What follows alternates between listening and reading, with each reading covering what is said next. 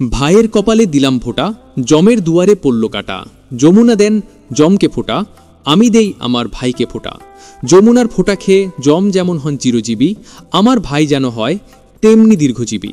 बंधुरा चिरपरिचित এই প্রবচনের মাধ্যমেই আজ ঘরে ঘরে প্রায় প্রতিটি বাড়িতেই সম্পূর্ণ হচ্ছে ভাইফোঁটা, যাকে আমরা ভাই দুজো বলে থাকি। বন্ধুরা, আজ 5ই কার্তিক 23শে অক্টোবর বৃহস্পতিবার রাত্রি 8টা বেজে 19 মিনিট পর্যন্ত থাকছে ভাতৃদ্বিতীয়া তিথি অর্থাৎ ভাইফোঁটা। বন্ধুরা, আজকের দিনে যদি ভাইফোঁটা সম্পন্ন করে থাকেন তাহলে এই ভাইফোঁটার মাহাত্ম্য কথা তথা ব্রত কথা কি আজকের দিনে অবশ্যই শ্রবণ করা প্রয়োজন। কেন ভাইফোঁটা দেওয়া হয়, এই ভাতৃদ্বিতীয়া তিথির গুরুত্ব কতখানি, এর পেছনে কোন রহস্য লুকিয়ে রয়েছে তা এই মাহাত্ম্য কথা তথা ব্রত কথায় উল্লেখ করা হয়েছে। তাই আজকের দিনে যদি ভাইফোঁটা করা হয় তাহলে এই মাহাত্ম্য কথা বা ব্রত কথাটি অবশ্যই শ্রবণ করতে হয়। আশা করি দর্শক বন্ধুরা এই ভাইফোঁটার মাহাত্ম্য কথাটি শ্রবণ করে আপনাদের ভালো লাগবে। শুরু করছি ভাতৃদ্বিতীয়া তিথিতে সম্পন্ন ভাইফোঁটার ব্রত কথা তথা মাহাত্ম্য কথা। সূর্যদেব এবং তার স্ত্রী সংজ্ঞার 2 সন্তান ছিল। তার প্রথম সন্তান ছিল এক পুত্র যার নাম যমরাজ এবং অন্য সন্তানটি ছিল কন্যা সন্তান যার নাম যমুনা। যম ও যমুনা একই সঙ্গে পিতৃগৃহে ধীরে ধীরে বড় হতে থাকে। একটা সময় পর যমুনার বিবাহ হয়ে যায় এবং বিবাহের পর সে তার শ্বশুর বাড়িতে প্রবেশ করে। যমুনা প্রায়ই তার ভাই যমরাজের বাড়িতে যেতেন এবং তার সুখ দুঃখের খোঁজ খবর নিতেন। এছাড়া যমুনা সর্বদা যমরাজকে তার বাড়িতে আসার আমন্ত্রণ জানাতেন। কিন্তু ব্যস্ততা এবং অতিরিক্ত দায়িত্বের কারণে যমরাজ তার বোনের বাড়িতে কখনোই যেতে পারছিলেন না। এতে বোন অত্যন্ত দুঃখ পেতেন। কিন্তু একবার কার্তিক মাসের শুক্লা পক্ষের দ্বিতীয়ার দিনে যমরাজ হঠাৎ তার বোন যমুনার বাড়িতে উপস্থিত হন।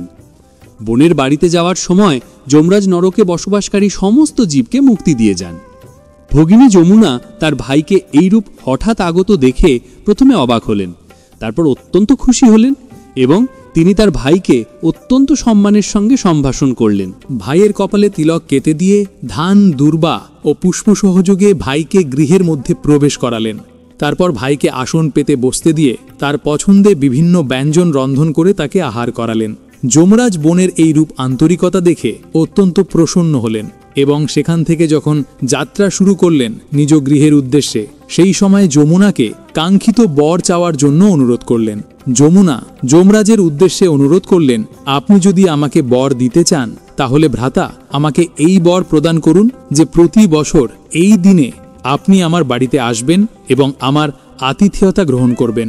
একইভাবে যে ভাই তার বোনের বাড়িতে গিয়ে তার আতিথেয়তা গ্রহণ করবে এবং এই দিনে যে বোন তার ভাইকে টিকা দেবে এবং তাকে নিজের হাতে রান্না করা খাবার খাওয়াবে, সে যেন আপনার ভয় থেকে সর্বদা মুক্ত থাকে এবং দীর্ঘজীবী হয়ে থাকেন। যমরাজ যমুনার এই প্রার্থনা শুনে তিনি বললেন, তথাস্তু, এবার থেকে তাই হবে, এবং এও বললেন যে এই দিন ভাই ও বোনেরা যদি যমুনা নদীতে স্নান করেন তাহলেও তারা যমরাজের প্রকোপ থেকে রক্ষা পাবেন। কথিত আছে তখন থেকেই পালিত হতে থাকে বোন ও ভাইয়ের এই উৎসব। যমরাজের দেওয়া এই বরদান পরবর্তীতে প্রতিফলিত হয়। একদা এক বৃদ্ধ মহিলার 7 পুত্র ও এক কন্যা সন্তান ছিল। সেই বৃদ্ধ মহিলার 7 পুত্রের উপর বিবাহ দিনে সর্পাঘাতে মৃত্যুযোগ ছিল। বৃদ্ধা সবার প্রথমে কন্যাকে বিবাহ দেওয়ার পর একে একে করে যখন প্রত্যেকটি পুত্রের বিবাহ দিতে উদ্যত হল, তখন এক এক করে তার 6টি পুত্রই মারা গেল। বেঁচে রইল কেবলমাত্র তার ছোট ছেলেটি। 6 পুত্রের মৃত্যু শোকে বৃদ্ধা ক্রন্দন করতে করতে অন্ধ হয়ে যায়। অবশেষে 7ম পুত্রের বিবাহ দিতে যখন বৃদ্ধা উদ্যত হয়, সেই সময় উপস্থিত হয় ভাইফোঁটা। ভাতৃদ্বিতীয়ার দিন বৃদ্ধার 7ম পুত্রটি তার বোনের বাড়ির উদ্দেশ্যে রওনা দেয়। পথের মধ্যেই সে একটি সাপের দর্শন পায়। সাপ যখন তাকে কামড়াতে এগিয়ে আসে, তখন সে কোনো ক্রমে সাপের হাত থেকে নিজের প্রাণটা বাঁচিয়ে সেই সাপটিকে একটি ব্যাগের মধ্যে ভরে ফেলেন এবং সেই ব্যাগটি নিয়েই সে বোনের বাড়ির উদ্দেশ্যে যাত্রা শুরু করেন। দীর্ঘদিন পর তার এক ভাইকে দেখতে পেয়ে বোনের চোখ থেকে আপনা আপনি অশ্রু ঝরতে লাগলো। ভাইকে এরপর সে যত্ন সহকারে বরণ করল। তারপর ভাইয়ের কপালে টিকা দিয়ে ভাইয়ের পছন্দের পায়েস তথা মিষ্টান্ন করে তাকে খাওয়ালো। খাওয়া দাওয়ার পর ভাই যখন ঘুমোতে লাগলো, সেই সময় বোনের ছেলেমেয়েরা মামা মামা ডাকতে ডাকতে মামার ঘরে প্রবেশ করল এবং মামার কাছে জানতে চাইল যে তাদের জন্য কি এনেছে। মামা তখন বললেন যে আমি কিছুই আনতে পারিনি। মামার কাছ থেকে প্রত্যাখ্যান পাওয়া সত্ত্বেও মামার পাশে থাকা সেই ব্যাগটি তুলে নেয় এবং সেটি খুলে দেখতে থাকে যেই ব্যাগে সেই সাপটিকে ভরে রাখা হয়েছিল। কিন্তু শিশুরা সেই ব্যাগটি খুলে দেখে এক আশ্চর্য জিনিস। সাপটির বদলে সেই ব্যাগে রয়েছে এক হীরের নেকলেস। সেই নেকলেসটি বাচ্চারা তৎক্ষণাৎ মায়ের কাছে নিয়ে যায়। মা সেই নেকলেসটি দেখে ভাইয়ের দেওয়া উপহার মনে করে অত্যন্ত প্রীত হয়। ভাইও ব্যাগের মধ্যে সাপের পরিবর্তে এইরূপ হীরের নেকলেস দেখতে পেরে অত্যন্ত আশ্চর্যচিত হয়ে পড়ে। বলা হয় বোনের কাছ থেকে ভাতৃদ্বিতীয়ার দিন ফোঁটা গ্রহণের পরই ভাইয়ের সর্পদোষ নিবারিত হয়ে দীর্ঘ জীবন প্রাপ্ত হয়। কথিত আছে সেই অন্ধ বৃদ্ধার পূর্বের 6 পুত্রেও বোনের প্রার্থনাতেই পরবর্তীতে নিজেদের জীবন ফিরে পায়। এইভাবে ভাতৃদ্বিতীয়ার দিনটি যুগ যুগ ধরে অমর হয়ে আছে।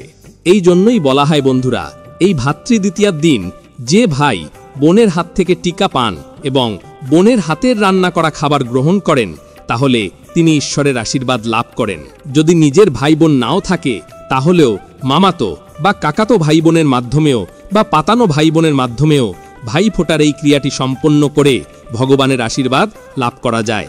আশা করি দর্শক বন্ধুরা ভাই ফোঁটার এই মাহাত্ম্য কথাটি শ্রবণ করে আপনাদের ভালো লেগেছে। ভালো লেগে থাকলে লাইক করবেন, পারলে শেয়ার করবেন। সকলেই ভালো থাকুন, সুস্থ থাকুন, এই কামনা করে আজকের ভিডিও এখানেই শেষ করলাম। ধন্যবাদ। ঈশ্বর আপনার মঙ্গল করুক।